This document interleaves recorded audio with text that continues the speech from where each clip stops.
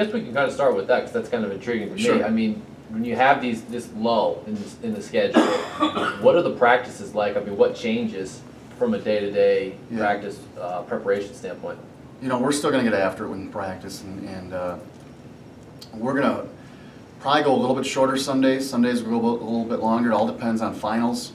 And right now it's can be a very stressful time for students with finals and papers and projects and everything due. So, we really look at when the majority of those papers and finals are, and we'll give them the day off before, because to get prepared for that they need a little extra time. And then once they're done with those finals, then they're ready to go again. But it's a stressful time for those students, and they're student athletes. And you go from Vegas to the real Las Vegas now. Yes. For what looks like a pretty good basketball tournament, and you start with a team that's ranked pretty high. Right. What can you tell us about the upcoming weekend? Yeah, we told our freshmen we're going to Las Vegas twice. They were really excited, and then we got over to New Mexico, and they were still excited. But it's definitely different. Las Vegas is going to be a lot of fun. We play two really good teams out there. Western Washington shoots the ball really, really well. I think 43% from the three-point line, and so does Rollins. Both teams really shoot it. The thing with Western is they out-rebound teams by 8 or 9. I think 9 rebounds per game on average. They're beating teams by close to 20 points per game. They're undefeated. They played Washington, I think, to a 5 or 6 point game. They're pretty good. They've got a big kid that is very good. He's solid. He's 7-footer. Their point guard is actually a Minnesota kid that we really liked out of high school, and he bounced around a little bit and ended up at Western Washington. And then they have 3 perimeter players that are very athletic and really good size, 6'6", 6'7". So they're going to be a tough matchup for us. But that's why we go to these events, is to play some really good competition and hopefully get a good comparison of where we're at nationally.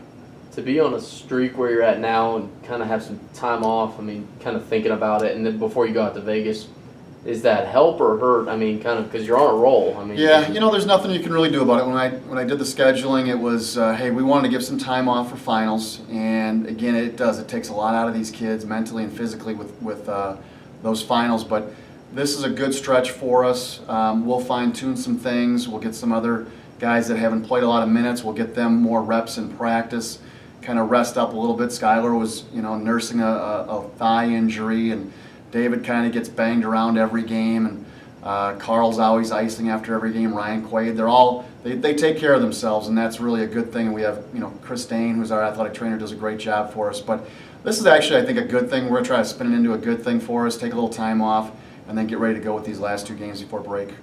Look back to Saturday. Your defense played great, held them to 35% from the floor. Just can you give us a recap what you liked on Saturday? Yeah, we held their 2 leading scorers, Marlon Johnson, and then I believe the other kid's name was Kirian Woods, their guard. They were averaging close to 16 points a game each.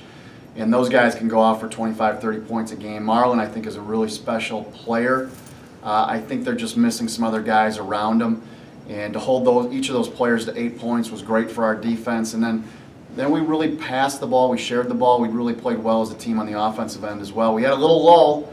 I think we were down 17-9, but that happens. You get a 4-hour bus ride over there. You get a little bit stale. But that woke us up, and we regrouped, and we really played well. I mean, you know what you're going to get from Chavlovic every night, pretty much. But I mean, who else is kind of filling in their role that you're pretty pleased with so far through the season? I tell you, Ryan Quaid has been really great off the bench. He's only a sophomore. Drew Evans is really starting to play off the bench. Eric Mosley had actually a really good game, went after some rebounds and gave us some really good minutes and sparked us in that last game. Tommy Gove has been playing really well also, and it's something that he was injured at the beginning of the season, and so he's really been playing well for us. But we still have some other guys, Jordan Evans and Joseph Prince. They've been playing well, but they can even play better. Their defense needs to get a little bit better, but Skylar's getting close to being in shape. He's getting there.